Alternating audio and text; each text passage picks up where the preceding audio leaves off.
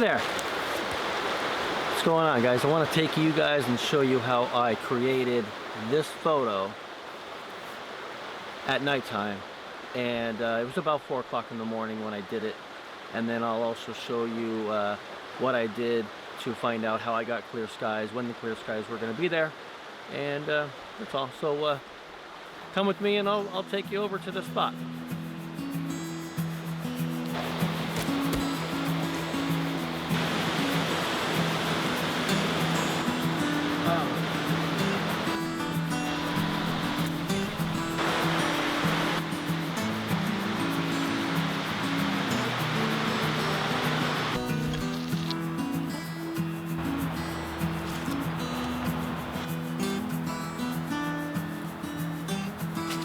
Well, there she is.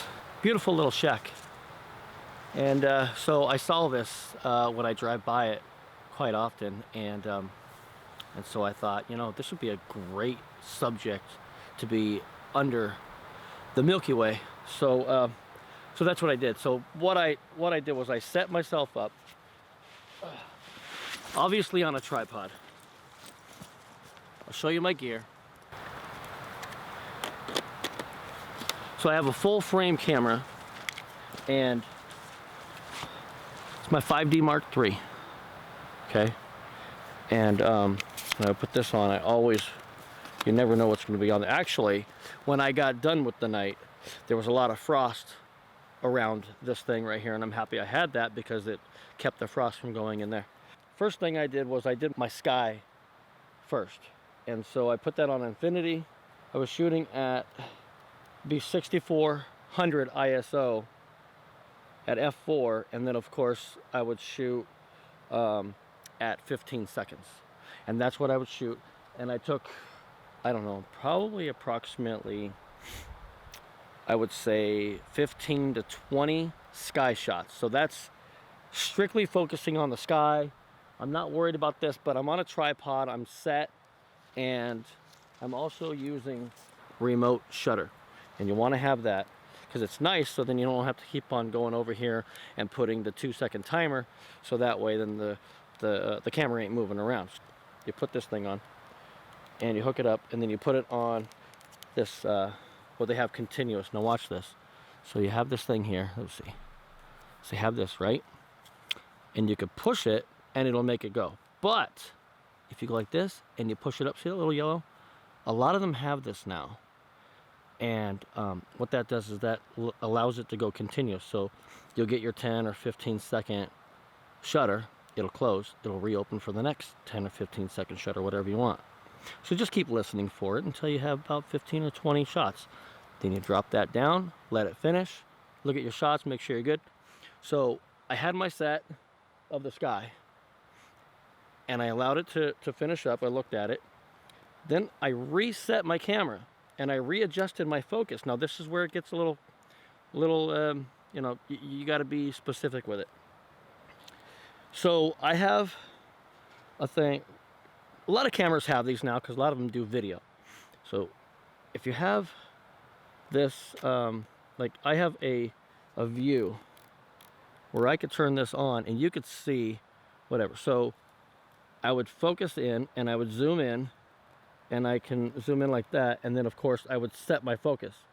Now, how do you do that at night? Well, you got to have a flashlight. You got a flashlight, point it to whatever your subject is, put the flashlight on there, focus on the part that you have the flashlight on, make sure that your focus is good. You always want to be on manual, of course. I didn't tell you that before, but yeah, you put it on manual. Don't leave that on auto, and do not have your stabilizer on because it's going to want to move around. So you turn those off too. And everything that I do is all on manual. See that? Let's see if I can point that in. Yeah, see? All on manuals, on the M. And so now I'm set for that. I'm going to change my ISO.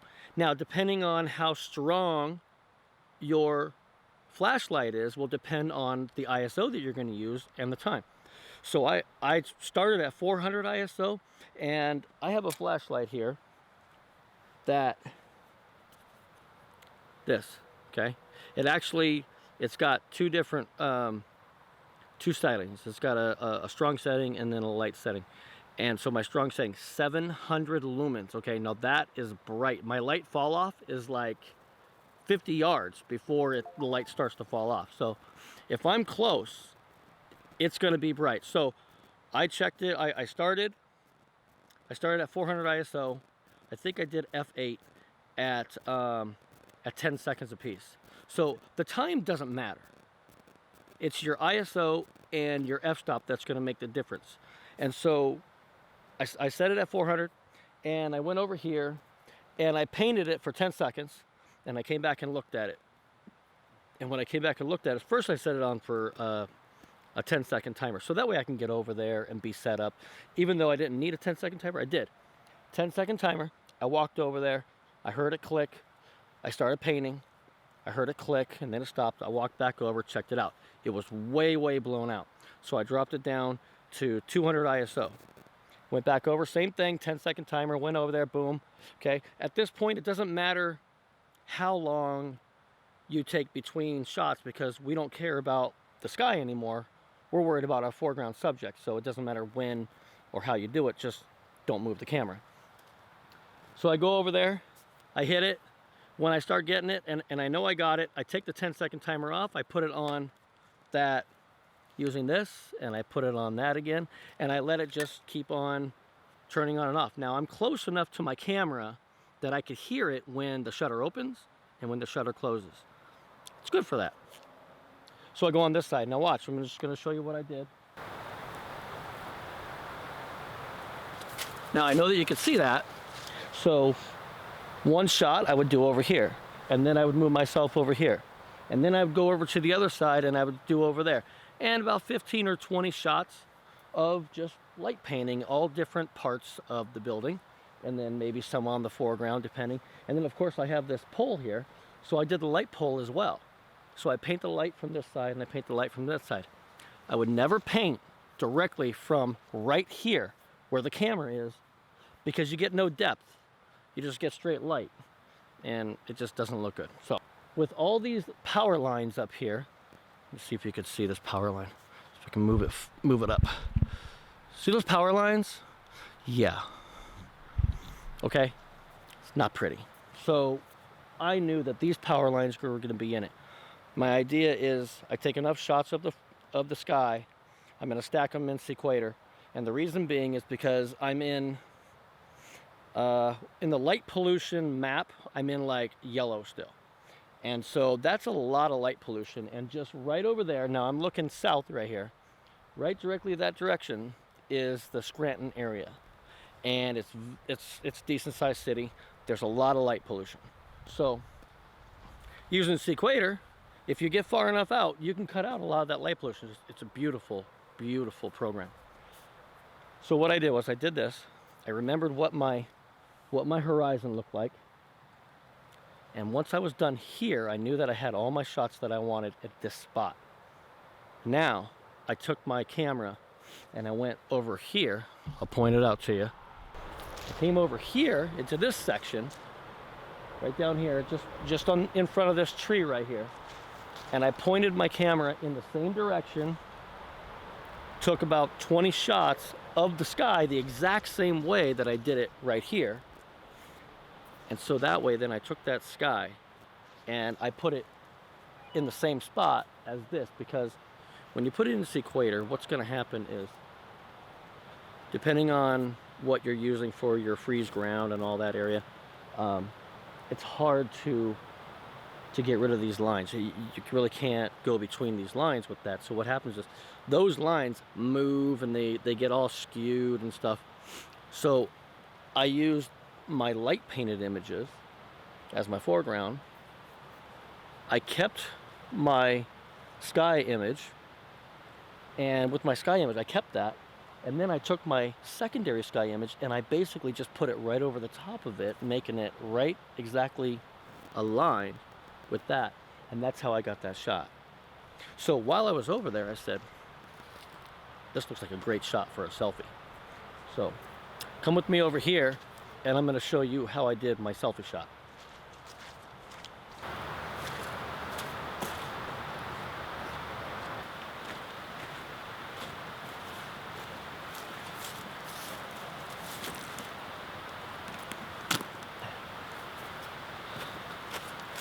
Oh, let me help you out with this. Okay. All right, so what I did was, then I came here into this spot, just in front of this tree. I sat right here. I put my tripod right here, and I shot the sky. Here, I'll turn her around.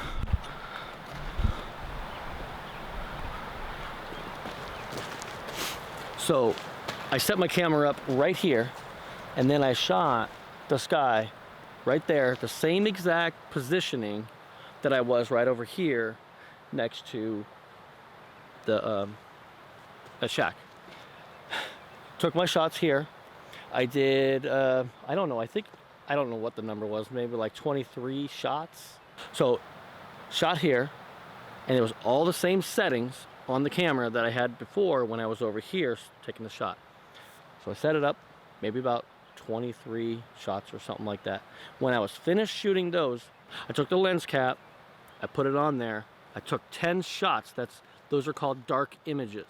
Same exact settings, don't move anything, put it on there, boom. So now I have that shot, right? And I'm looking, and I'm like, look at this. There's a road. I think this would be a great spot for a selfie. So that's what I did. I said, you know what? So I moved my camera over just a little bit so I can put it right here on the road. And as I set it here on the road, I did the exact same thing again. I did a whole bunch of night shots, the sky shots. Didn't move anything. Pulled in my focus just a little bit to where I was going to be at over here. I used a flashlight and I knew the spot. And then I focused on that spot right there.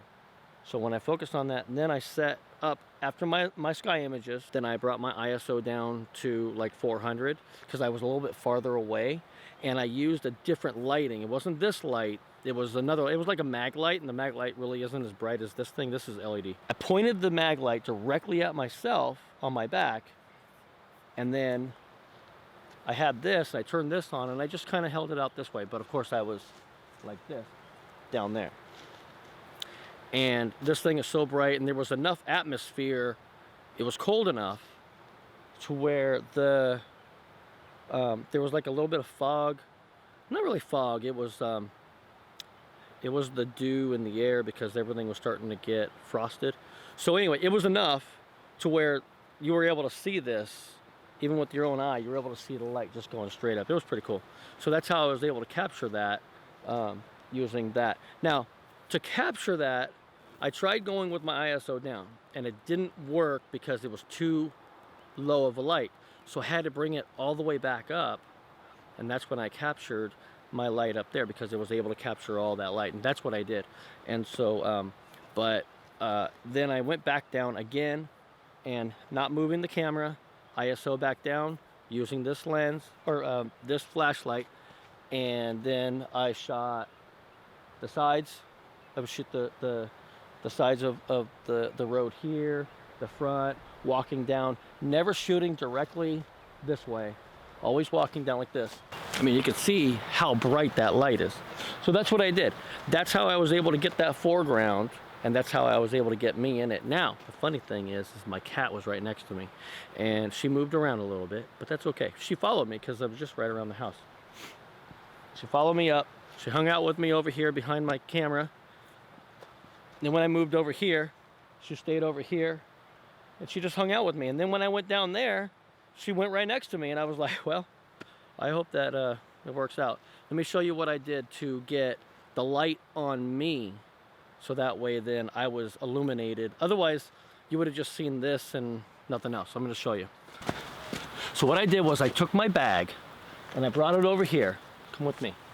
So what I did was I brought my bag over here on this side, and I had my mag light, and I turned on my mag light, pointed it in the direction of where I was at over there. I used my bag, because you use whatever you got, set it on my bag, pointed it, took a little bit, but I pointed it, and I had it illuminated, and then I walked over, made sure I was in my light, up the road a little bit, and that's when I took the shot. It's pretty simple. All right, guys, so that's it. I hope that you got something out of this. Please like, subscribe to my page. If you want more tutorials like this, please leave something in the comments below. Let me know what you thought. I mean, you know, don't hate on it, but you know, if you got some constructive criticism, go for it. But please like, subscribe, and stay tuned, because I'll have some more tutorials coming. And that's it. All right, I'll talk to you guys later.